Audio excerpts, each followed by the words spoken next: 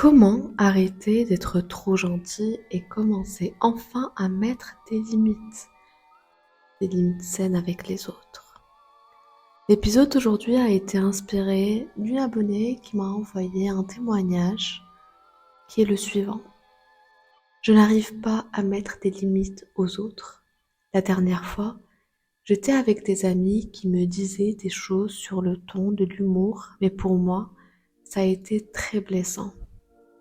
Ils ont critiqué mon corps, mon style vestimentaire et ma façon de parler. Mais ce qui m'a le plus blessée, c'est quand ils ont commencé à se moquer de mon couple et mon partenaire, en disant à quel point j'avais pris du poids depuis que je suis avec lui et d'autres moqueries du genre. Je suis restée bouche bée, je n'ai rien dit. J'ai eu les larmes aux yeux, mais je n'ai rien dit. Pourquoi je n'ai pas réagi? Maintenant, je suis en colère contre eux, mais surtout contre moi-même. C'est la fin du témoignage et c'est ce qui a inspiré ce nouvel épisode du podcast. Donc aujourd'hui, je vais te donner 3 clés pour arrêter d'être trop gentil et commencer enfin à mettre des limites saines avec les autres, que ce soit dans tes relations intimes, amoureuses, amicales, sociales, professionnelles. Bienvenue à toi dans Bliss le podcast où chaque épisode est là pour t'apporter des prises de conscience, des clés et des exercices pratiques pour guérir ta blessure émotionnelle, la transformer en la source de ta puissance intérieure pour une vie sereine, inspirante et des relations épanouies. Je t'invite à rester jusqu'à la fin parce qu'à la fin, on va faire un petit exercice de respiration, une petite méditation pour commencer à te mettre dans le bain de ces 3 clés que je vais te partager.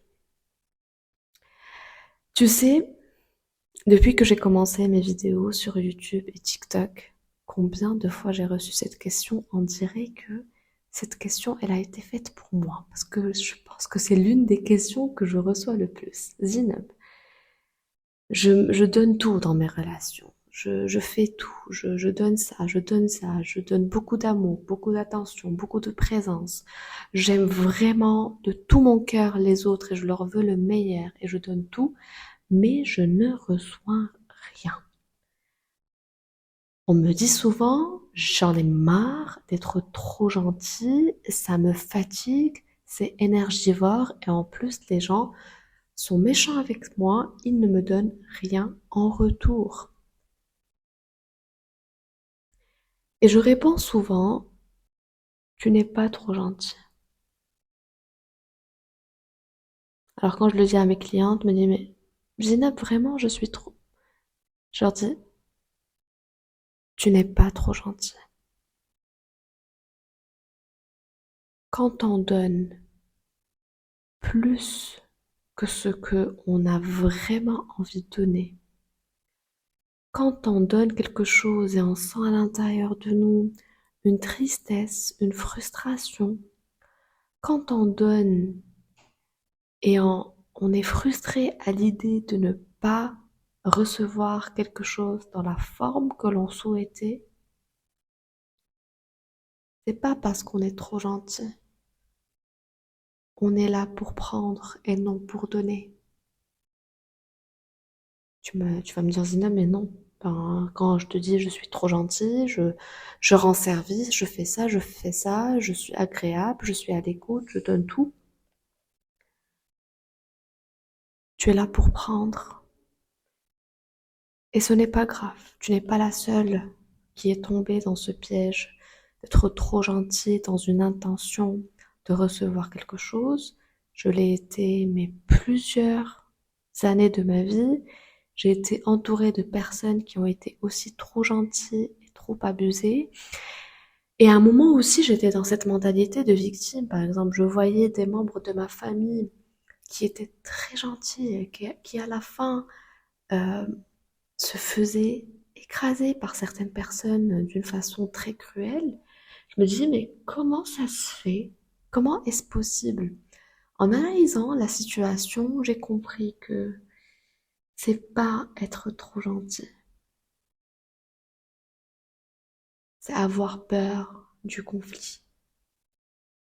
C'est avoir peur de ne pas être aimé. C'est avoir peur de la solitude. C'est vouloir combler ce manque d'amour avec quelque chose, avec la reconnaissance, avec leurs compliments quand on rend service, etc., etc. C'est pour ça qu'on n'est pas là quand on est trop gentil. On n'est pas là pour donner, on est là pour recevoir. Et tu sais, c'est tellement libérateur, on se dit, enfin, je vais être moi-même.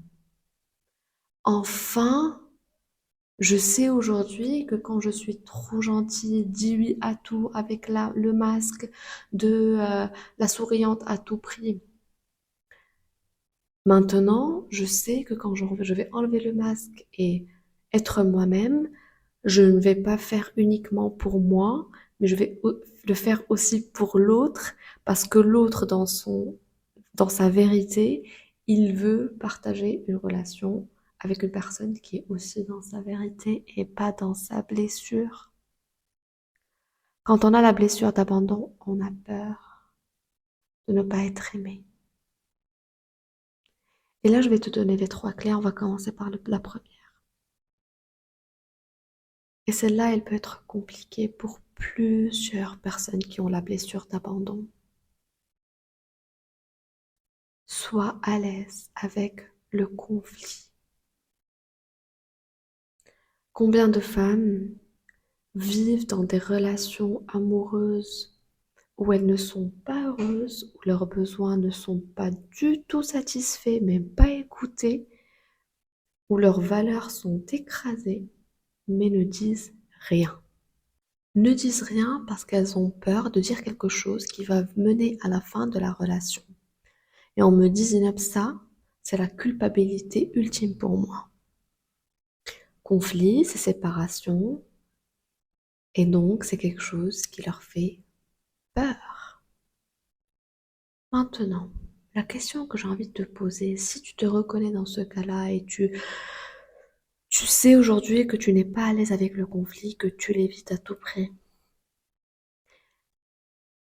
est-ce que tu veux vraiment vivre dans une relation amoureuse ou amicale ou sociale où l'autre reste juste parce que tu es docile, où l'autre reste juste parce que tu ne respectes pas tes besoins, où l'autre reste uniquement parce que tu es trop, entre guillemets, gentil, ou tu acceptes que tes valeurs soient écrasées.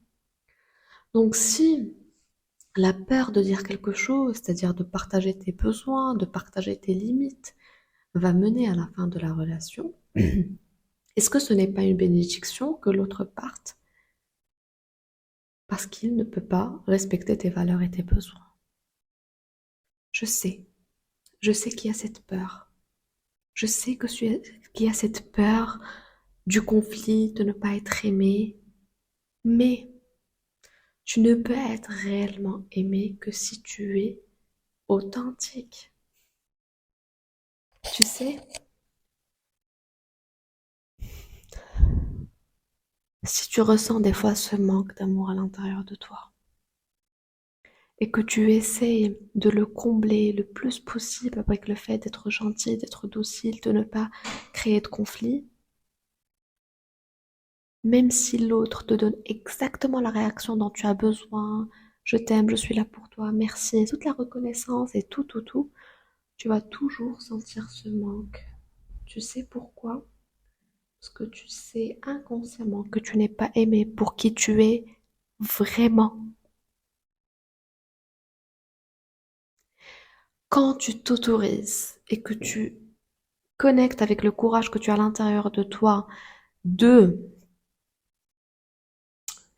vraiment être toi-même, tu auras beaucoup moins besoin déjà de l'amour de l'autre parce que tu t'aimes tellement que tu es capable de prendre le risque d'être toi-même et de speak your truth, dire ta vérité, l'affirmer. Une relation amoureuse saine, une relation amicale saine ne rime pas avec zéro conflit. Est-ce que c'est déjà arrivé de te sentir plus sereine après un conflit parce que tu as enfin exprimé quelque chose qui te tenait à cœur? Parce que tu te sens enfin comprise par cette personne qui te tient vraiment à cœur. Sois à l'aise avec le conflit. Je te dis pas évidemment de le chercher, mais tu le sens. Tu sens que quand il faut mettre des limites, quand il faut affirmer sa vérité et ses besoins.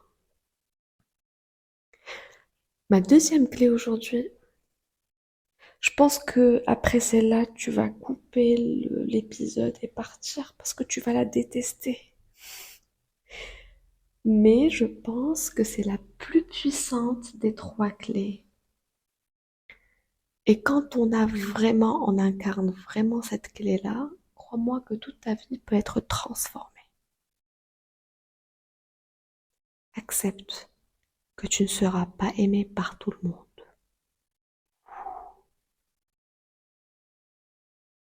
C'est une peur. C'est une peur de ne pas être aimé par tout le monde. On essaie de... Je vais te donner une anecdote. J'ai eu une cliente qui est venue vers moi et m'a dit, mais je ne sais pas qui je suis. Je ne sais pas qui je suis. Je ne sais pas quelle est ma personnalité, mes goûts, mes valeurs, ce que j'aime. Elle m'a dit vraiment, je ne sais pas qui je suis. Cette femme avait la blessure d'abandon. Et après qu'on ait parlé de son histoire, analysé un peu les événements, elle a compris pourquoi. Quand on a cette blessure, on fait de notre mieux pour s'adapter. On devient les queens de l'adaptation, les reines de l'adaptation. On s'adapte à tout le monde, au goût, à tout. On se perd. Est-ce que ça t'est arrivé d'être trois personnes complètement différentes avec trois groupes de personnes que tu connais différemment? Par exemple, tes amis de l'école, tes collègues du travail et avec tes autres amis de la salle de sport. Trois faces complètement différentes parce que ce sont trois groupes de personnes avec des valeurs complètement différentes, visions complètement différentes. Est-ce que ça te parle? Quand on s'adapte, on s'oublie. On oublie qui on est. Donc on s'adapte selon le besoin de la personne en face de nous qui, elle voudrait que je sois pour qu'elle m'aime. Et tu sais, tout ça se passe de façon très inconsciente. C'est pour ça que le jour où tu vas réellement incarner cette acceptation que tu ne seras pas aimé par tous, libération et rayonnement de qui tu es vraiment. Troisième clé. Sois en paix avec ta propre compagnie. La peur de la solitude. Combien de personnes gardent des amis dans leur vie juste pour ne pas être seules, alors qu'elles savent très bien qu'ils n'ont rien en commun avec ces personnes-là, ou pire encore que ces personnes-là, leur présence les déconnecte ou les connecte avec la pire version d'elles-mêmes. Ne fais pas partie de ces gens-là. Ne fais pas partie de ces gens-là qui gardent des personnes dans leur vie juste par peur de rester seuls. Par contre, si par exemple tu as d'autres amis et avec eux en ce moment tu sens que la relation est un peu fragile, mais que ton intuition te dit que je veux que ces personnes fassent encore partie de ma vie, exprime alors. Exprime ce qui t'a blessé dans leurs paroles jusque-là. Exprime ce que sont de bons amis pour toi. Exprime ce que tu as ressenti ici ou là. Ce sont vraiment des personnes qui méritent ta présence, ton amitié. Elles prendront tes paroles et ton ressenti en considération. Avant de finir l'épisode par une petite méditation et une petite respiration, Dis-moi en commentaire si ça t'est déjà arrivé aussi de ne pas savoir mettre des limites et si tu as appris des clés, des astuces. Comment mettre des limites? Je t'invite à les partager avec nous aussi. Voilà, c'était tout pour les 3 clés que je voulais te partager aujourd'hui pour arrêter d'être trop gentil et apprendre à mettre ses limites. Si tu souhaites être accompagné pendant 3 mois pour guérir ta blessure d'abandon, tu peux réserver ta place dans l'accompagnement Bliss Experience ou tu peux aussi rejoindre le programme en ligne Guérir ma blessure d'abandon si tu veux avancer en toute autonomie et à ton rythme, tout en ayant 5 semaines de suivi sur Telegram. Donc je vais te laisser les liens en description. Et toi et moi, on se dit à dimanche pour un nouvel épisode, même heure, même endroit. Prends soin de toi et on finit aujourd'hui par ce petit moment de méditation. Installe-toi confortablement.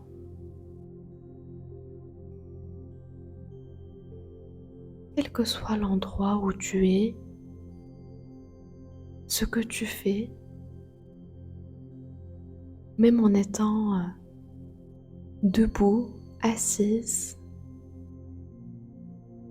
prends le temps de fermer les yeux et te connecter à ce moment-là.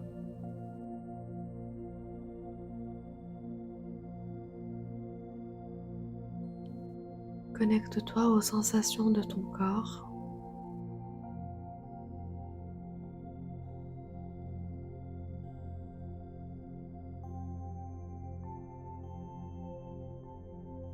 Inspire par le nez et expire par la bouche.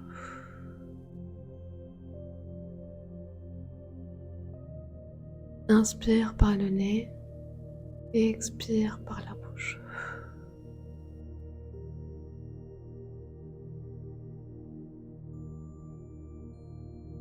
Remercie pour tout enseignement qui a fait écho en toi.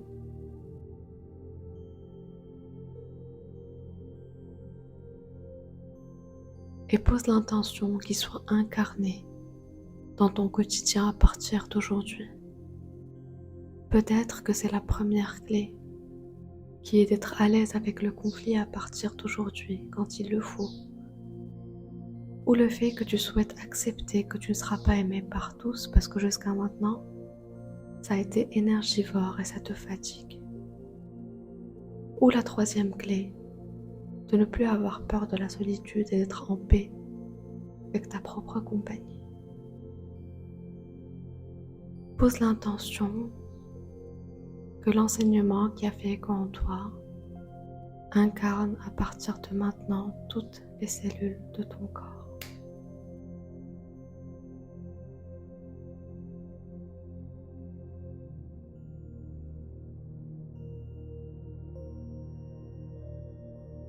Imagine une lumière blanche dans toutes les cellules de ton corps portant cet enseignement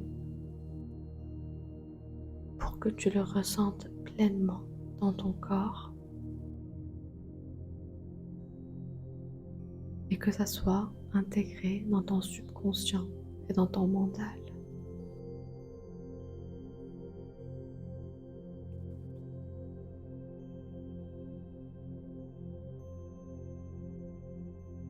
C'est fait.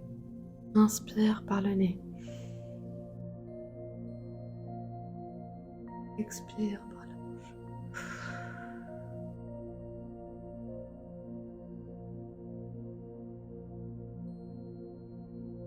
Dès que tu te sens prête, tu peux ouvrir les yeux et revenir ici et maintenant.